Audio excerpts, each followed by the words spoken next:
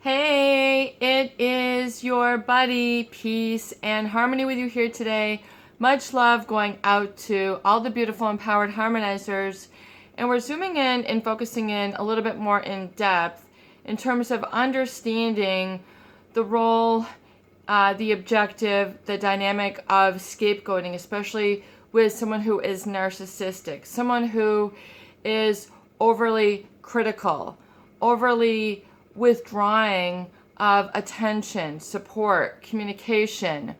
They oftentimes resort to belittling, or it's more so in their nonverbal communication, or even in a lot of people's situation, their overt communication styles in terms of criticizing or scapegoating others that begins to chronically grind down or be part of the relationship dynamic and comes to become expected, and furthermore is then internalized by the individual who is a target of this manipulation, particularly that of criticism. Before we get started though, I just want to give a super huge shout out. Great to hear from you, from those people who have donated to the channel. Thank you so much for your contributions, your donation, and support of the channel. You really do help keep the channel alive, and it's really viewers like you who make it all worthwhile to me to know that this is, actually resonating or hitting home and providing some sort of content that is valuable. And absolutely positively, if the channel has been a positive resource, it would be great to hear from you. Please do donate at the PayPal Donate Now button here on the homepage of the Peace and Harmony channel. So thank you so much for your generosity and your support of this channel. So we're getting a little bit more in depth in terms of understanding the role of the scapegoat. What is kind of going on in this dynamic? What does it mean for you, and what does it mean to be scapegoated? To be scapegoated really means to be singled out, to receive the brunt of the hostility, the antagonism, the constant criticism, or the belittling, either in a lot of words or a few words. And by few words, especially, we mean the withdrawal of attention, support, communication, really what would be normal in terms of what you would expect from a family member, a spouse member, and how it then ripples out into other areas of your life. And furthermore, the most core aspect of your life, which is your own self-worth, your own self-love, your own self-reference of self, how you feel about yourself and your place in the world, particularly that of safety. When we talk about love, it is unconditional positive self-regard, approval, and self-trust, which create the core belief system. When we talk about beliefs, we're talking about the core table, almost as if you will, the legs that hold up the table. So your beliefs are like the legs of a table. They hold up your existence. They hold up your identity. They hold up your I am. They hold up your self-trust. They hold up your perspective, how you view the world, how you view your specific talents, how you view your own presence, your own being, your very own existence. And these legs are like what is chopped off, ground down, made to splinter, break, buckle, and then make imbalanced the tabletop when you are in alignment or a relationship with someone who is narcissistic, covert narcissistic, overt narcissistic, or mentally ill. Mentally ill meaning people who could have very severe cases of borderline or the other, OCD personalities, which cause them to behave irrationally, to behave, cause them to not fulfill their role and obligation of parenting with you. They might satisfy your physical needs, but not your emotional needs. They might, putting a roof over your head, a plate for your food to go on, but the food might be slapped down. It might be given with a frown. It might be served up with a slam. It might be, served up with a eat your food, da da da da da, and a very, poor delivery, a very poor environment emotionally for you to really live in, ingest the food in, put your head to rest in. There could be a chronic feeling of distrust. And so then the scapegoat then takes this as their ultimate reality. And then really their I am becomes defined around this. I am fearful, I am less than, there must be something wrong with me. So they're taking their perspective of self based on this message that is created in their environment. And so they look out onto their immediate family, their own immediate home, the world at large, and feel that it is unsafe. And so this feeling of unsafety, even though, there might not be problems right in the immediate world, the danger lurks within the walls of the home. And so you might go out on, you could live in a very affluent area, you might live in a very safe area, but which within the house might be unsafe. It might be dangerous. It might be wrought with yelling, physical abuse, slanderous comments, belittling, constant criticizing, slamming of doors, mean looks, less than favorable discipline, in the household. Or this might be either the family that you grew up in or now live in with a spouse, or this, you still might be living at home. So it's to understand that this scapegoating is fulfilling a need of the narcissist. It's because it's an outpouring of their lack of emotional connection that they can't react favorably. It's more a reflection of them, their short-sightedness, than it is of you. So then you react in kind, energetic vibration. You become a counterforce to their force, or a force to their counterforce. So it's to understand that this really, you end up having no choice when you're in a relationship with a covert narcissist than to react in the negative or feel negative about self or unsafe at the world at large. So this explains how the CPSTD is created. The complex post-traumatic stress disorder is created.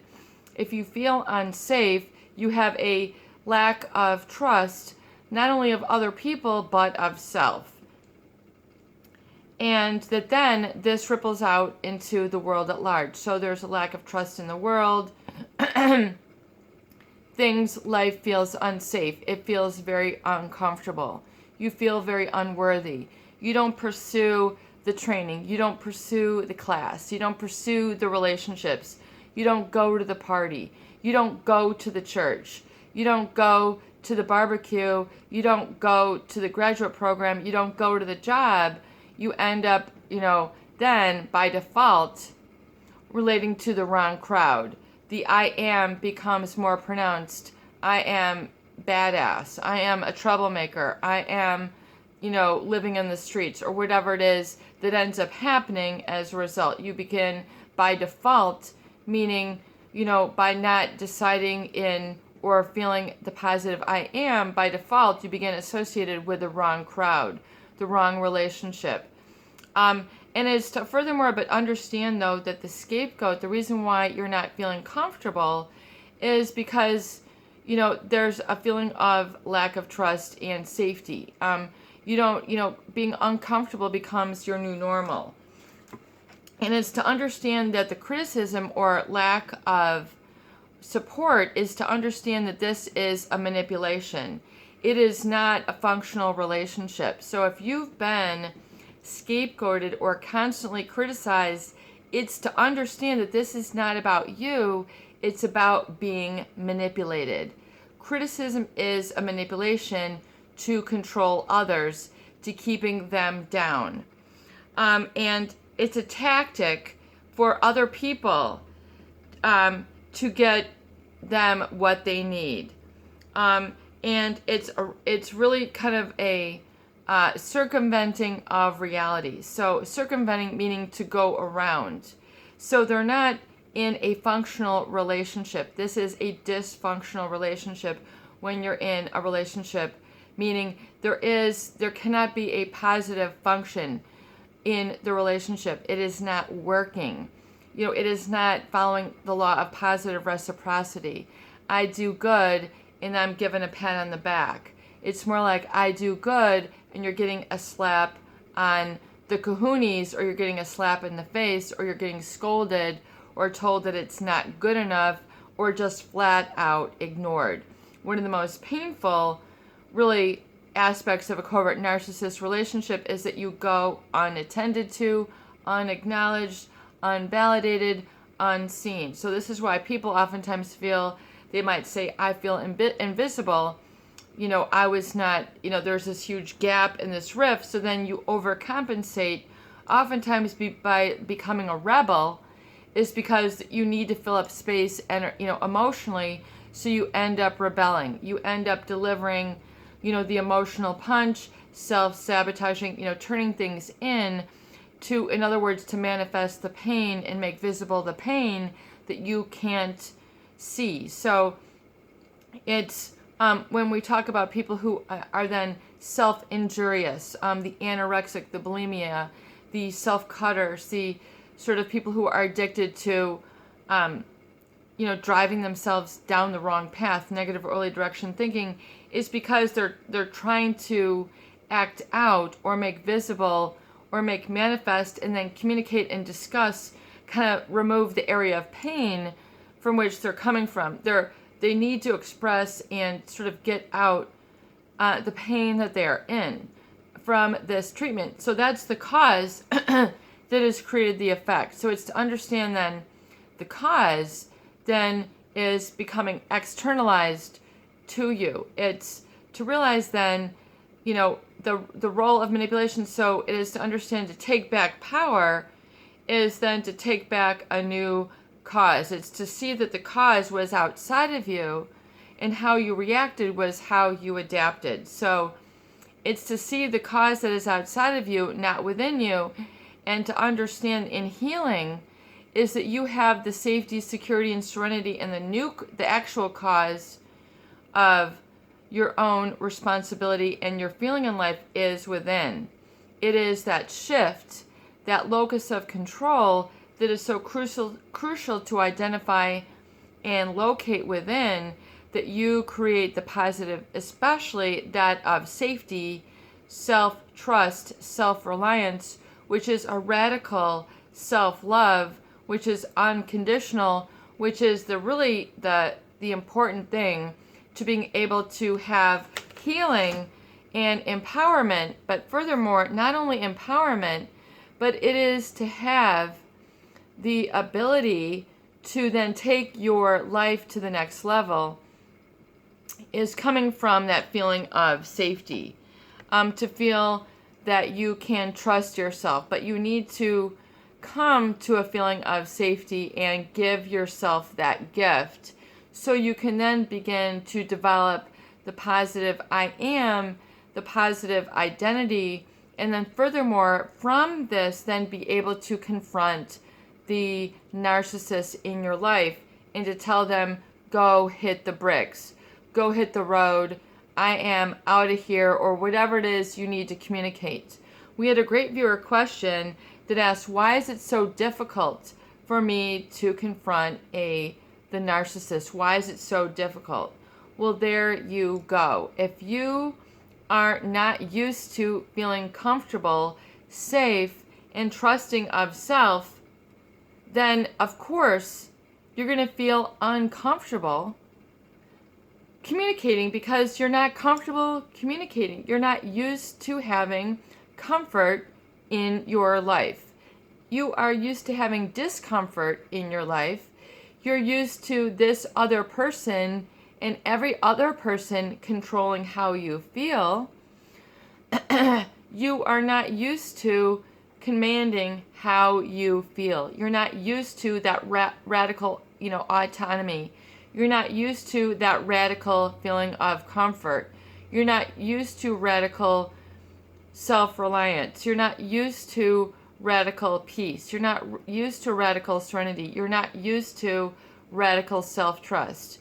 You're not used to your own radical I am. You're not used to radical empowerment. You're you're downcast. You're looking at the tiny, postage stamp of your life and saying, this is all I am. This is all I'll ever be. You've repeated that again and again and again. You've rehearsed and memorized that, and you're used to then peppering that with pain and disempowerment, so it becomes very uncomfortable for you to speak the words of empowerment. You're not used to this feeling state. So it is a physiological state that is crucial, important, and paramount on prioritizing your feeling. You're always used to making more important the feelings of others than your own feeling state. Your feelings then become the back burner. Everyone else's feelings, perspective, statements, what they're going, or what you listen to and attend to, is like the constant front burner. Everybody else and how you take care of others, especially in codependence, how well you please others becomes all that your life is about. That can become very detrimental, destructive, disempowering, and really run you ragged and very depleted if you're constantly pleasing others, constantly taking care of others' feelings, pleasing them, going to get them the bigger slice of the pie, you get the smaller piece. They get the better gift, you get the smaller gift. They get the floor, you get the corner. They get the soapbox, they get the pandemonium or podium. They get the top shelf, you get the basement. Do you see how this becomes a constant deflection of how others especially build them up and pay attention to them and only herald and mirror their statement because this is what they want. They want the louder, they want the bigger, they want the only. And they begin to shut others out. This is how they get empowered. So no wonder it becomes uncomfortable for you, and this is wrought with pain. So it's to understand that it is now important for you to have radical comfort in the face of this pain. It's to understand that the pain has been placed in you physiologically and in your life because of this dynamic of them always being less, greater than, louder than, etc. And so it's to understand that you need to take your feeling state as more important than theirs, and that this is right, this is correct. You need to place importance on your own feelings, your own expression, what is important to you. So when people feel lost, it is because they are so lost in pleasing others and making their own feelings more important that they can't locate their own. This is a lot of deep stuff, but we're living on the deep level. We need to heal at the deep level. This is at the role and level of the subconscious mind, the old part of the limbic system, the emotional system, the part of your brain that has evolved over tens and hundreds of millions of years. You better give props up to the limbic brain. You better give respect to the subconscious. You better give props up to that part of you that has evolved over millions of years. You better evolve the brain. This is also a title of Dr. Joe Dispenza's book. I mean, you better evolve the I am, especially now in the information age. You've got the resources at your fingertips. Back in the day, decades ago, you didn't have access to these types of relationships like we're discussing here on the Peace and Harmony channel. You didn't have access to the knowledge. You didn't have access to the community. You didn't have access to the words. You didn't have access to the truth in the global level like you do. It is time for you to give props and respect to the ability and communication and connection to what you have now.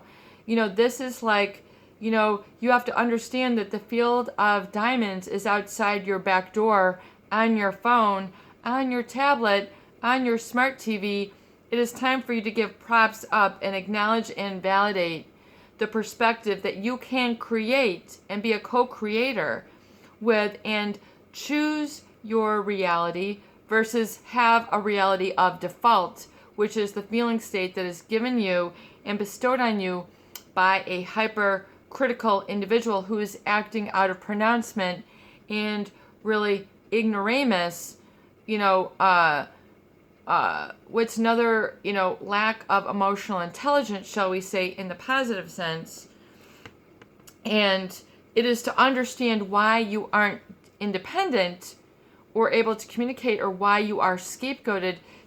Allow yourself to be scapegoated is to remain dependent. It is to remain dependent on that person's assessment of yourself and not your own. So it's time to get the big gears and shift the gears within, and to have radical independence and create your I am. Not have a default I am, but have a created I am. To come from a position of power, not a scapegoat, not a less than, not then a slam the doors and yell at you and slam the doors. It is because you have learned that, because you have been put up with that, this other person has forgotten or is perpetuating or banking on the fact that you are gonna keep your lips closed, not speak your truth, gaslight you, telling you what's wrong with you, just deal with it. No, we're not sitting on the back of the bus. I'm not, Rosa Parks. I am not taking this lower wage job. I'm not taking, being put in the corner. I'm not being told that my values are unimportant. I'm not being told I won't have it. I won't stand for it. It's being able to come from that. I'm not living under this fear. My life is not run by fear. I'm not run by this victimized stance. That I'm busting through it like the Incredible Hulk. It has to come from you energetic. It's to understand that the role of criticism is manipulation. It is to say, I refuse to be manipulated in this relationship anymore. 100% I refuse. Whether you got to walk out of the house, walk out of the job, walk out of the community, walk out of whatever, walk out of the room, walk out of the mansion, walk out of the tent, walk out of the condo, walk out of the apartment, walk out of the address, whatever it is, walk out of the mindset, walk out of the perspective, walk out. Walk out. Leave. Elvis has left the building, as I say. You've handed in the pink slip. Here you go. Take your manipulation somewhere else. So a lot of people are then wondering, how do you confront? Well, you have to confront it within. And once you confront it within and say no longer, 2 words, no more, that's it, zero zip nada, I am not dependent on this criticism anymore for feedback. It is worthless. It is invaluable. It is not valuable. It is worthless. It is garbage. It is stink. It is, nonsense. And until you arrive at that consensus within yourself, but peace and harmony, how can I do that? You're not used to counting on yourself, trusting yourself, looking to yourself, listening to yourself. Perhaps you were in such a dependent state. Perhaps you were a child and you needed, you couldn't exactly leave at 8 years old. You couldn't exactly leave at 12. But as an adult, as someone above 18, 19, 20, you can leave that perspective now. And so it is important that you confront yourself. But I'm not used to that. Well, here's an invitation. Here's an evite. Here's a video vite, whatever you call it. In the privacy of this video, I'm sending you an invite right now to confront this within yourself and to see criticism for what it is. It is a manipulation, And it is a tactic for someone else to get what they need from you. And what they need is for you to be weak. It's for you to put up and shut up. It's for you to take the low road. It's for you to say your views don't matter. It's for them to say your truth is not welcome here. I can't handle it. I wasn't raised, the covert narcissist, the psychopath, they're not raised to love in the way that you need to be loved. They are not raised, despite the appearance of all their flash, their loud, whatever relationships, their loud condemnation, they're ignoring. They weren't raised to embrace your strength. They don't have empathy. They might say, I know what's going on, but they really don't know what's going on, but they can't admit it. They can't own it within. So to own it, this truth within, is to take care of yourself. It's like having a house on a beautiful lakefront. You need to cut down the bushes so you can see perspective. It is to understand that the covert narcissist is like somebody who built a huge mansion that's blocking your lake view. They're there, they're going to build up a 4-story big monolith you can't see anymore. All you see is their house, their driveway, their terrace, their big walls. That is all you see is their obstacle. This is called being blocked emotionally. We are going so far in depth. We are going to wrap it up right here. It is to understand, we're going to go more in depth on this, but I want you to understand the cause has created the effect, the why of the scapegoating, and then how to become empowered. And I hope that this video does help. Please share, please subscribe for more great tools, videos, discussion, and support. Peace out. Love you. Have a great week.